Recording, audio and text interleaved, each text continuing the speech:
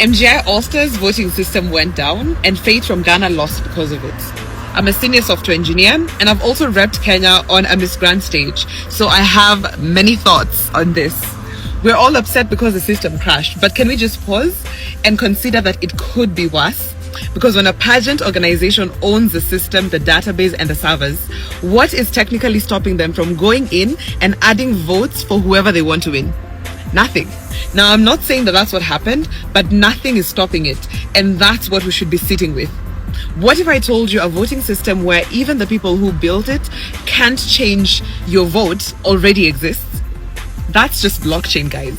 Now allow me to geek out as a software engineer for just a second. Blockchain operates on something called zero trust, meaning the system is designed so that no one, not even the engineers who built it, is automatically trusted with the data. Every vote is permanent, public, and verifiable by anyone. Miss Universe, before 2024, was trusted because they used to bring in Ernst & Young, a whole auditing firm, just to say we didn't touch it. With blockchain, you don't need an auditing firm, at least for the voting, right? Because the transparency is already baked into the system.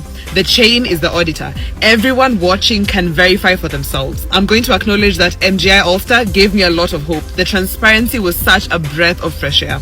The fact that our Ghanaian queen made it to first runners-up, that she was the winner in the judges' eyes, that happened only because of how open everything was run. And because MGI has already shown us what transparency can do, then I think going to the next level and adding that transparency into the voting system is the next move. So the solution exists. The real question now is, are pageants willing to build their voting systems like this?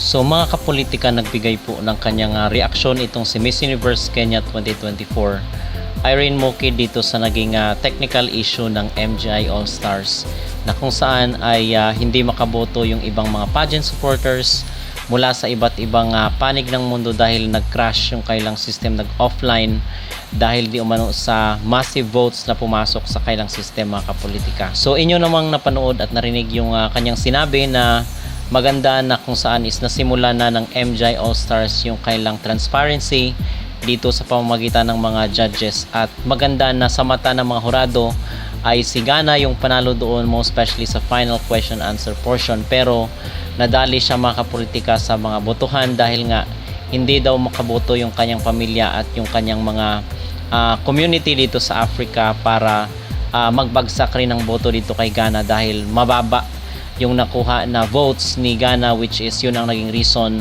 bakit siya first runner-up lang dito sa katatapos lang na MGI All-Stars.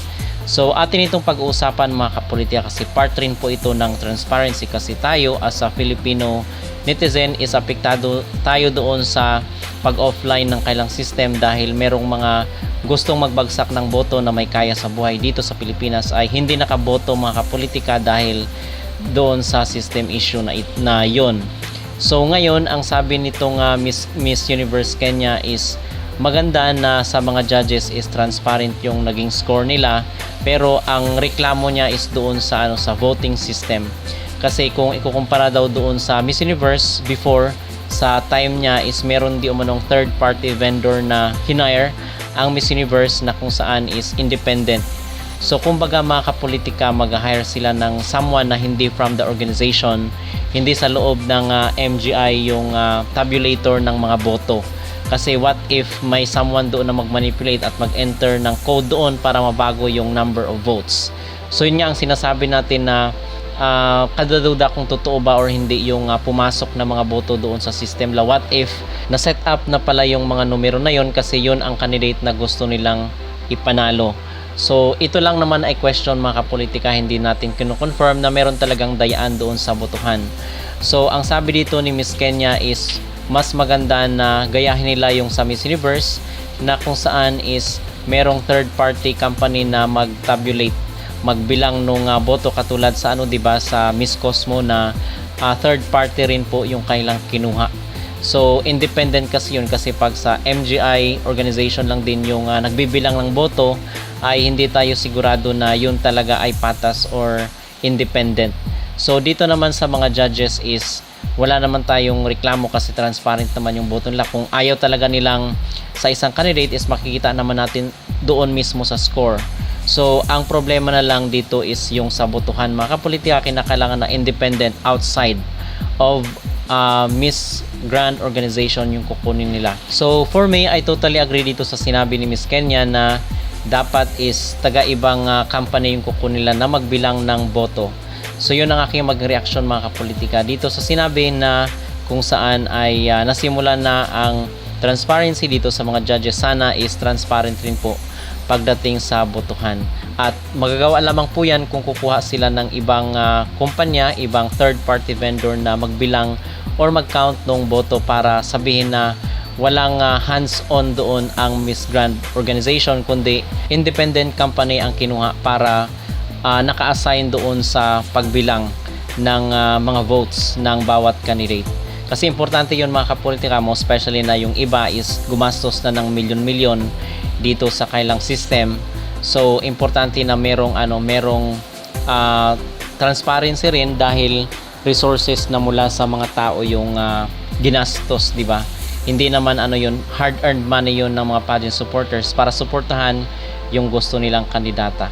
Okay, so yun mga kapolitika ang ating update ngayon at ating reaksyon dito sa sinabi ni Kenya na kinakailangan na magkaroon rin po ng transparency sa botohan.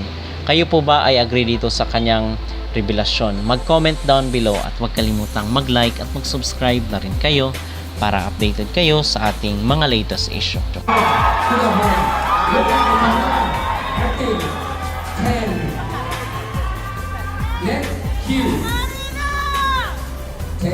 For acting. No more acting. Again. Okay. You. Oh, beautiful. Next. Here. You. 10.